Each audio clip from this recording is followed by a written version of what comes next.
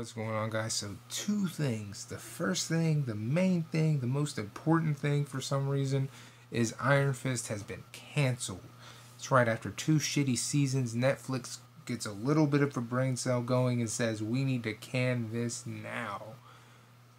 Iron Fist was not good. Stop playing. Stop kidding yourselves. Be honest now. The best episode was directed, it might have been written by, in fact, but I know for a fact RZA directed it. That was the best episode.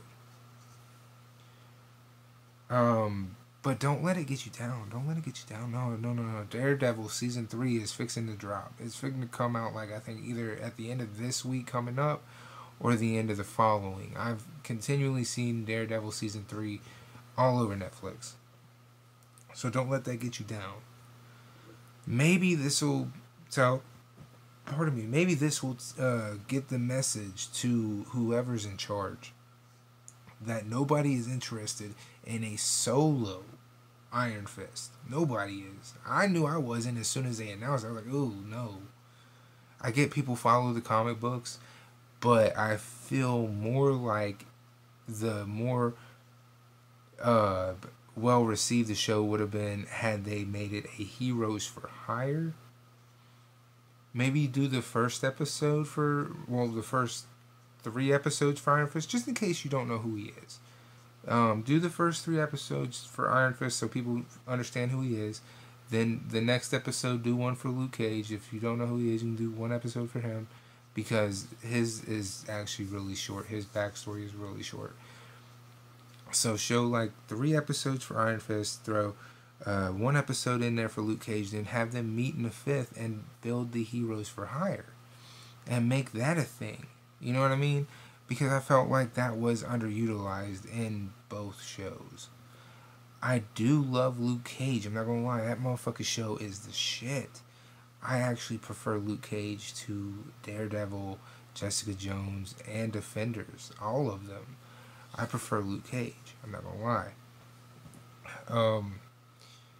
But I feel like they underplayed and didn't really even give a chance for Heroes for Hire during either show during their first seasons, and I think that kind of came back to bite Iron Fist in the ass, just because he has a loyal following of fans for the comics, but you are asking a lot for people to want to watch a solo Iron Fist TV show.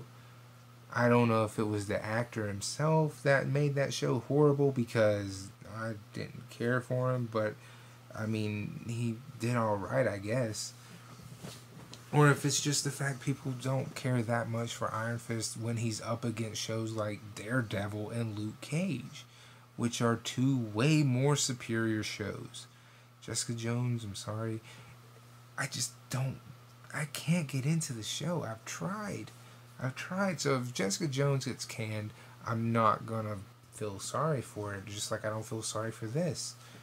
If Defenders gets canned, I won't care, because that was basically just Daredevil season 2.5. We're getting season 3 now, but if you watch Defenders, you'll start to notice as it gets going, like in the 3rd, 4th episode, you're like, oh shit. Because it stops focusing on all of them and starts becoming very heavily about Daredevil, and then it turns into Daredevil, and I'm like, this is fucking stupid. So if you ask me, it's gonna go Iron Fist. I knew that show was gonna go the moment I saw it. Then Jessica Jones, then Defenders, because Jessica Jones is actually better than Defenders. At least they stuck to one fucking character. So with that being said, that's the first thing. Now that we discussed that, and I probably pissed off quite a few of you, let's talk about something else that'll probably piss off the rest of you. So, as you know, I was lucky enough to get both Luigi's Mansion, the first one on 3DS, and The World Ends With You Final Mix for Nintendo Switch on day 1. Because when I got there, I saw how many copies they had left, and they were down to the bare bones. Like, I was like, wow, I actually can get this. And that was for The World Ends With You Final Mix. They really didn't have many. So I've been playing it, and Square Enix, I feel like you undercut us. Okay, it was a $50 price tag, and that's fine. However, I feel like they did the least amount of work for this game when they could have done way more. Basically, if you're holding the damn console with the Joy Cons attached, you're using the touch face. You're basically touching the screen for everything.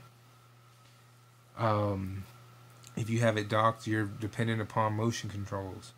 They didn't put a pro controller ability on it. That is my biggest thing. Like, don't don't bring a port of a game you know has legacy, and bring it over to the Switch and make it worse. Graphically, it's beautiful. I love the way the game looks. It looks just as good as I remember it, and then some. But man, the controls and all that are the worst parts of this game. Everything else is good. The worst part is the controls. I wish they would have made it to where I could use the damn Joy-Cons even when they're attached to the fucking screen. That way, it could have become like a point and click almost, only you hold the button down. Then you use the joypad to move the character.